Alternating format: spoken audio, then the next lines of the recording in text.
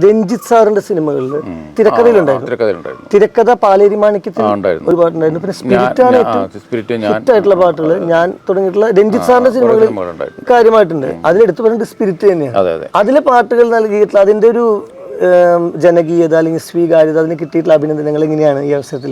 എനിക്ക് ഏറ്റവും അധികം സ്വാതന്ത്ര്യം തന്നിട്ടുള്ള ഒരു സംവിധായകനാണ് അദ്ദേഹം, രഞ്ജിത്ത്. അദ്ദേഹത്തിന്റെ പാട്ടുകളിൽ അദ്ദേഹം ഒരിക്കലും ഇടപെടില്ല. നമുക്ക് കാരണം അദ്ദേഹത്തിന് അറിയാം പിന്നെ എന്താ വേണ്ടതെന്നുള്ളത് എനിക്ക് കൊടുക്കാൻ പറ്റുന്നുള്ളത് അദ്ദേഹത്തിന് അറിയാം. അതുകൊണ്ട് അതിന് വേണ്ടിയിട്ടുള്ള പരിപൂർണമായിട്ട് സ്വാതന്ത്ര്യം തരും, അതിലിടപെടാറില്ല.